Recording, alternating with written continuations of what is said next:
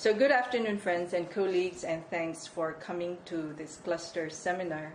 As the practice, this is an occasion where a research fellow can share with the cluster members and friends some work in progress. Cambodia's Angkor Wat is a quintessential example of the complexities involved in the textualization of sacred sites. Tim Winter's book on Angkor Wat, entitled Post-Conflict Heritage, Postcolonial Tourism, unravels the complex significations of Angkor Wat as it evolved as place, monument, tourism icon, reconciliation symbol, cultural landscape, and nation, separately or all at the same time.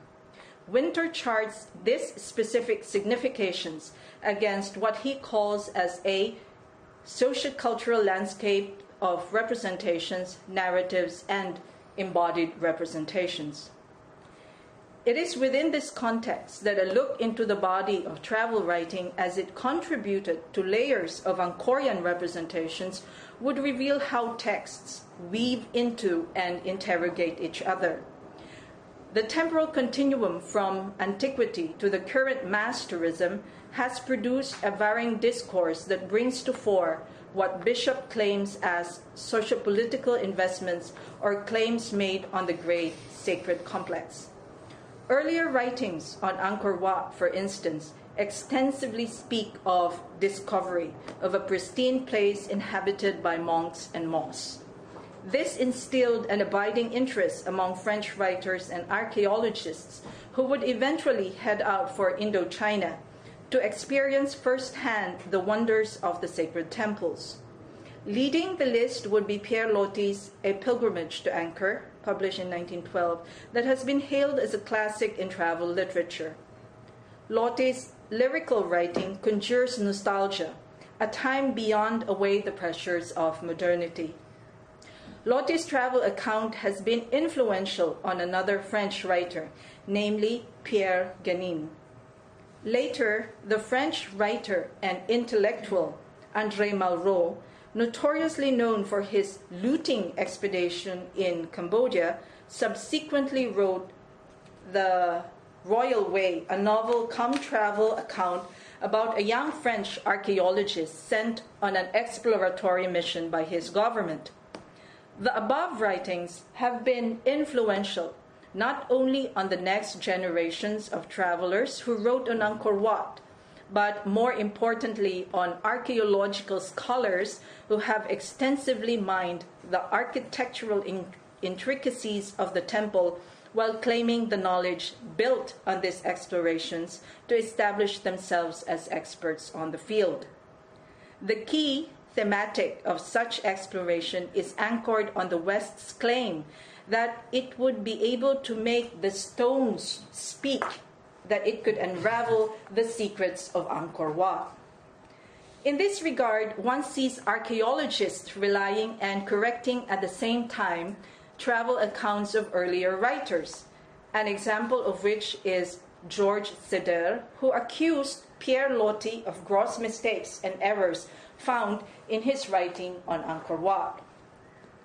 These writings have also fueled the politics in transforming Angkor Wat into the heritage site that it is today, as local intellectuals saw the need to claim Angkor if an authentic nationalistic ownership is to take place. Angkor Wat is viewed as a paradoxical marker of antiquity and modernity as the nation emerged from war and genocide to embrace the demands of globalization.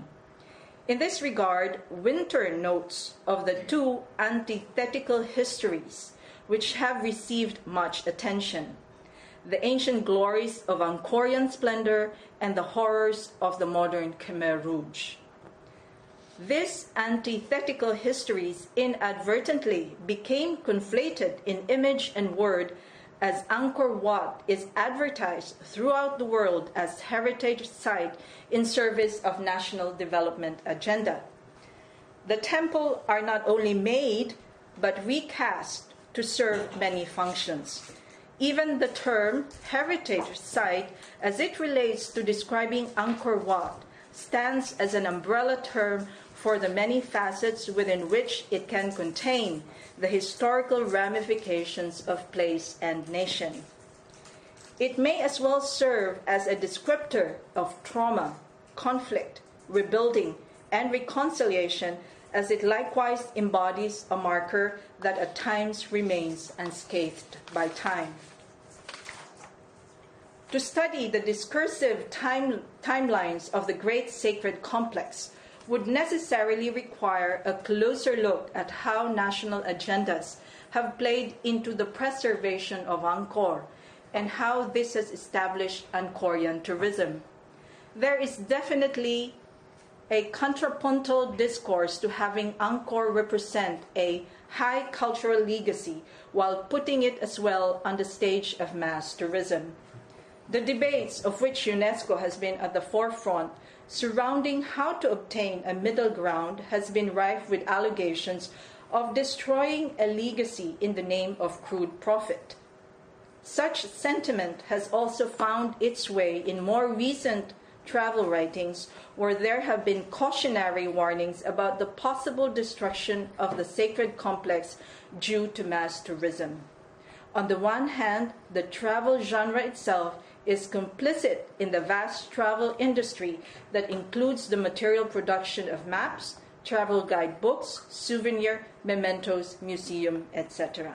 Sacred sites become foremost destinations as they serve as embodiments of nostalgia, a temporal divide for the safe haven of a grand, though irretrievable past to the profiteering pressures of today. Yet, in this very same regard, we can ask questions. Do contemporary writings simply repeat notions, experiences, insights of earlier writings on Angkor Wat, or other sacred sites for that matter? Would this be more of a question that bring to fore the sheer nature of the travel genre itself? For instance, would Amitav Ghosh's interrogating the discovery of Angkor Wat by the West in his book Dancing in Cambodia at Large in Burma qualify for the activist potential of the genre? On the one hand, does not his nullifying the West's claim of discovery also give way to his own privileged narrative position as traveler, out to produce a unique perspective on Angkor? Undoubtedly, there still remain many areas of inquiry with regards to the modes of textualization of sacred sites in Southeast Asia as found in travel writings.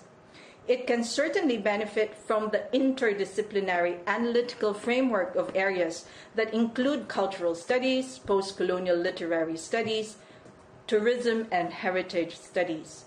In the meantime, I would like to throw some questions that can further guide readings of sacred sites in Southeast Asia. And these questions are: how have travel accounts on sacred sites contributed to the textualization of places?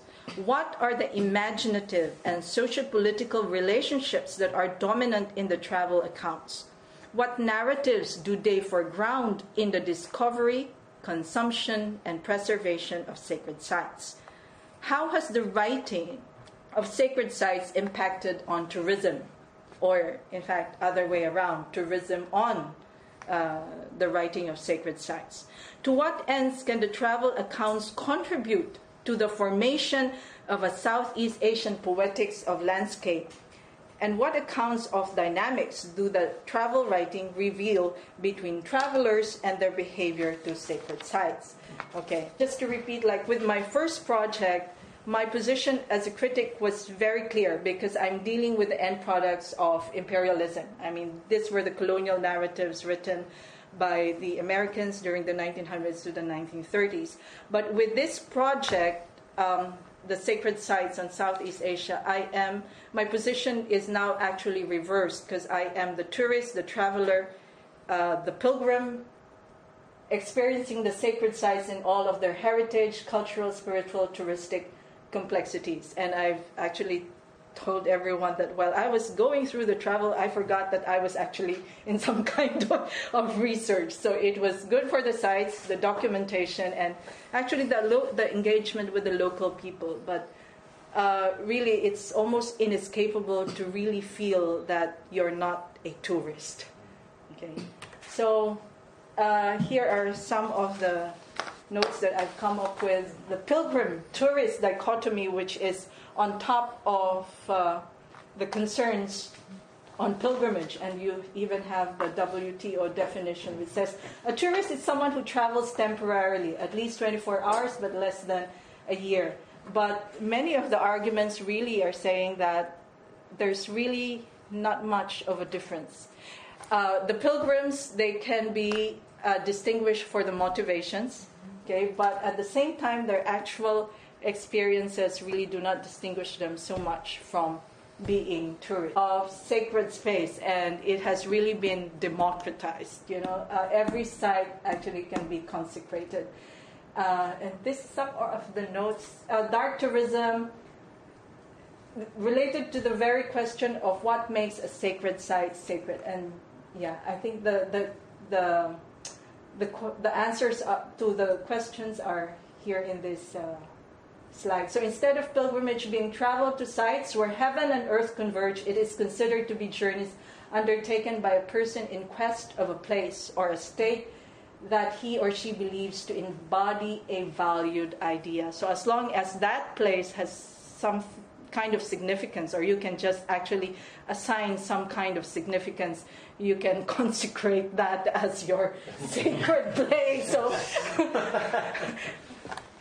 So this one include travel to places symbolizing nationalistic values and ideals, disaster sites such as Ground Zero in New York, war memorials and cemeteries. And this is what they call as necro tourism, going and visit the dead bodies of victims. And you have that actually at museum, and that was my experience in Vietnam. So I went first to the War Museum in Ho Chi Minh, and then went to Hoi An, where you have the sacred ruins. And I mean, the kind of feeling that you have for the photos there and to see all of the remnants of the war would actually have the same as if you see the ruins in Hoi An. So New Age and pagan sacred sites, places related to the lives of literary writers and settings of where you have already literary tourism as being sold. Actually, you have, for instance, Shakespeare's home or house.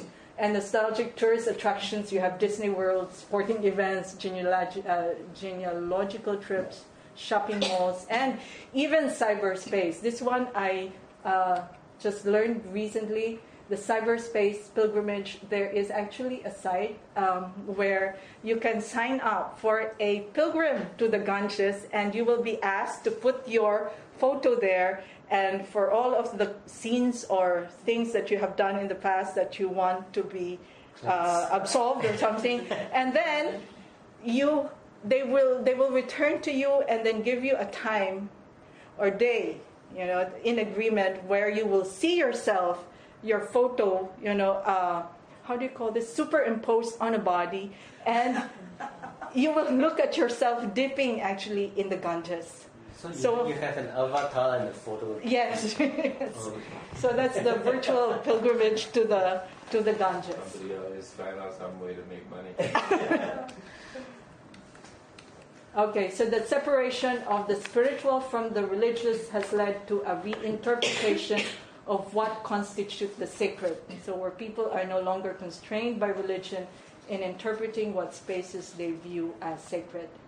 So the search for the metaphysical or natural has been replaced by the search for cultural, exotic, and the sacred. So everything, it's actually saying everything can be sacred as long as you can find or assign some kind of significance to it.